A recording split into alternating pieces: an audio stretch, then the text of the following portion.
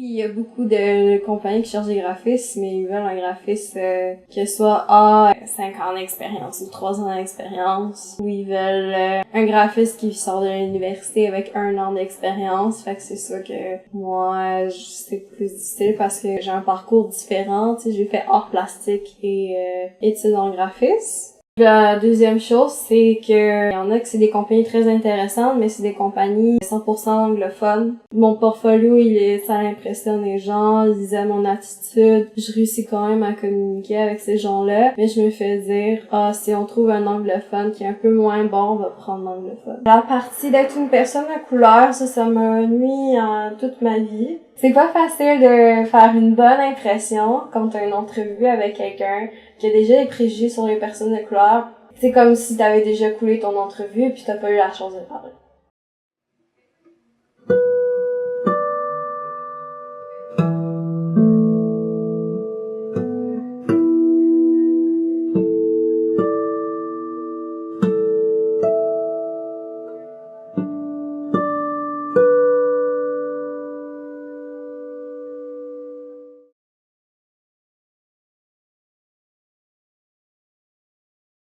J'étais arrivée en secondaire 1, là, genre, j'avais comme pas d'amis vraiment. Puis il y avait un prof qui était genre super fin, là, puis là, il s'est rendu compte que, genre, j'étais comme, mettons, meilleure que la moyenne, genre, à l'école, là, pas mal tout le temps, là. Donc là, genre, il me l'a proposé, là, puis là, ben, j'étais comme, moi, je trouvais quand même fun, parce que, genre, je fitais même pas avec les secondaires 1. Puis donc là, j'ai juste fait mes examens de maths pour aller en 2. Mais pour aller en 3, là, genre, j'ai comme juste sauté. Puis, genre, les amis, genre, de l'année passée, j'étais comme, là, j'ai une comme plus vraiment avec eux, là, parce que ils sont en 2, là, puis moi j'étais en 3, mais c'est parce que, en plus, ils étaient même pas le fun, genre. Parce que souvent, les gens, genre, mettons, je vais leur poser des questions pour qu'ils parlent, là, parce que comme ça, c'est pas mal malaisant, genre, puis ils parlent d'eux, puis ils sont comme heureux de parler d'eux, là. Moi, avant, j'aimais bien avoir comme, genre, des meilleurs amis, genre, puis j'ai resté avec eux, là, mais là, j'ai comme plus vraiment le choix d'aller avec plein de monde, là.